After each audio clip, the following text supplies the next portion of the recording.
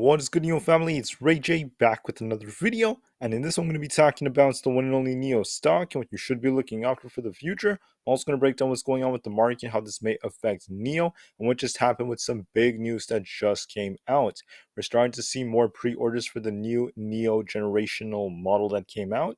I'm going to break down why this is big for NIO and what this means for the share price moving forward. Before I'm breaking things down about what's happening with the markets, what's happening to Tesla, SPY, QQQ, and NIO, I do have to mention a couple of things before starting. Firstly, I am not a financial planner. Make sure you take none of this as financial advice whatsoever. And also, if you guys can, please smash the like button if you want to see more videos like this. It not only benefits me, it benefits the entire NIO community as a whole.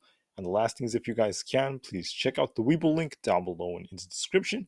If you sign up for Webull, the link down below, and deposit any amount of money into the account, you're guaranteed up to 12 free stocks, each worth up to $3,000. And the best part is, it could be a free NIO share.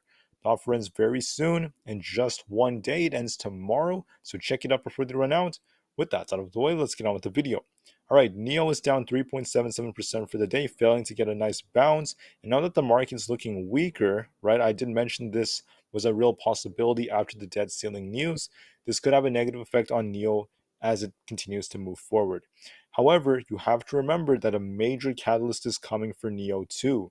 And that huge catalyst is going to be NIO's delivery numbers. They're coming out in just a couple of days. Within 1 to 2 days from now, NIO is going to be reporting how they did for the month of May. And this data will cause the share price to move big time. We're getting a potential cross on the PPO right here as NIO is trying to base.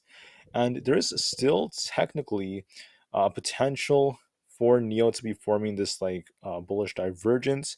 It is a possibility, but there's still no confirmation of it bouncing or even holding this low just yet. And because of that, I can't really say NIO is going to bounce just yet. We're just going to have to wait for what the data tells us. But for now, we do have good news that came out for the longer term future of this company. Now, to start us off, let me just mention that we have some Chinese earnings for Wednesday. We have Chewy and a couple of others. And for Thursday, we have Macy's and Dell. And besides that, not too much is coming out. It's a short week, which tends to be followed by less volume and some selling pressure for the markets. For tomorrow, we have some mortgage data alongside some jolts, job openings, and job quits, then lots of Fed speakers as time goes on. On top of this, let me just add that NIO gathered nearly 30,000 pre-orders for its new ES6 in just 3 days. This is incredible news for the share price for the longer term because the second generation ES6 is continuing to just get more and more interest from different investors. This is one of their most important models, as NIO is notorious for their SUVs. And on top of that, it tends to be one of its less expensive models, generating 64% of NIO sales in 2020, 45% in 2021, and 46% in 2022. As a new base platform, such as the EC7 and the refreshed ES8, and for that, they had to upgrade the ES6. Coming out with the new model, with the new technologies, this is once again great news. I made a video about this and why I consider this great news for NIO. For now, yes, the share price is a little bit down, but we're just waiting for those delivery numbers. If NIO kills it, they could still do very well.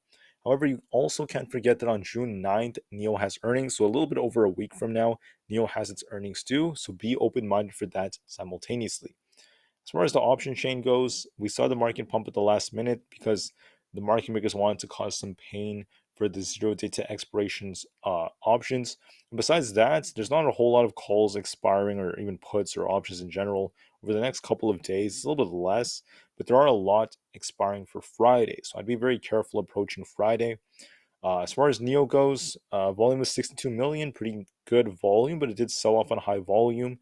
And the short volume relative to price is still very, very flat. It's still at this flat area around like the 70. It went from 72 to about 55%. So still kind of flat like we're here, just in the average zone. And seeing it going down is a good sign for NIO. Now, analysts are saying NIO is going to perform equally with the markets. NIO tends to be green about 56% of the time on Wednesdays. It tends to be a better day for the price. And finally, don't forget that the short interest on NIO has been dropping a bit as many shorts began to cover, but this data is yet to update for today. Now let's talk about the stocks and the charts. For SPY, it's looking weaker to me. This is starting to look very distributive, and it is potentially forming like a head and shoulders like formation. I also want to note that it barely closed above 420. It's been a lot of time below it, and we are getting signs of a weakening MACD right here, a weakening MACD, and there are some signals suggesting we may see a bit of a sell-off. Now, if we break below 420, then 418, there's going to be a bigger sell-off to about the mid 410s, so around like the 415 area. But we need more confirmation first to make that claim and be more objective about it. But the odds are greatly favoring that, seeing this imbalance, which is where the algos would likely try to trigger, and also seeing this distribution phase that's likely perpetuating right now. Looking at the MACD, there's no crossover on the bullish side. It still is favoring the bears. And once again, we barely closed above 420, which shows SPY is not looking extremely strong and starting to show signs of weakening momentum. Looking at this trend throughout the day, it was selling off for the majority of the day, got a small bounce, and just continued to sell off. It gapped up and then just continued. QQQ closed below 350. It's also looking a little bit weak. Look at the MACD. I also mentioned that we were looking kind of uh, overbought up here, and we formed a bearish divergence, which is starting to play out. This could be forming like a head and shoulders, so it might try to base around like the very high to mid 340s before continuing to see more downside. But for now, it looks like we're going to see lots of choppy price action followed by more downside. Tesla is relatively strong, holding above 200, but as the market sells off, that will have a negative effect on Tesla. Tesla has not confirmed a true break below 200 yet, but it failed to break out very hard simultaneously. Yes, Tesla gapped up. Yes, it tried to hold above 200, but we also have a bearish divergence right here that developed, right? You can see it right over here on the chart. And for now, that's starting to make me more inclined in favor of the bears, right? I think the bears might try to take advantage of this. It all depends on 200. Could we hold 200 again, close above it? Tesla may continue to jump around a little bit before we start to see more downside, and the odds are favoring excuse me, sorry, the odds are favoring that, but it's very important to be open-minded as much as possible. Now for NIO, the market may cause NIO to chop a bit and even retest 7.25, sell off a little bit more. But there is a bullish divergence forming. There's just no confirmation with the bounce from here. We could see NIO drop a little bit more if the market sells off and just trades sideways. But then NIO is going to react to its deliveries, which are very soon. It's almost the start of June in China, and that's going to be very, very important.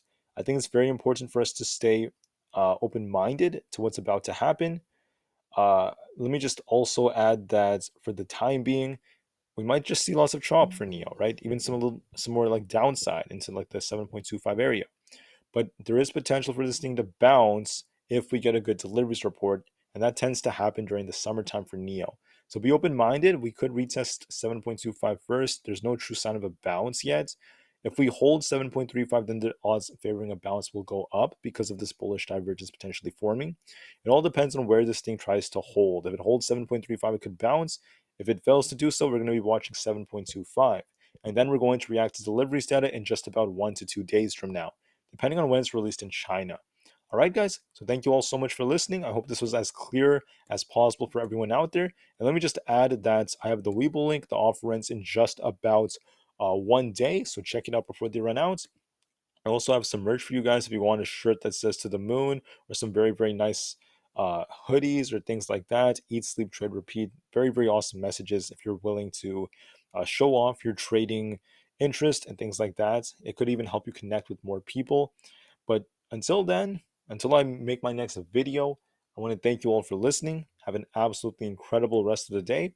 NIO to the moon as the long term is still incredibly bright despite the downwards pressure we're seeing right now. And peace out.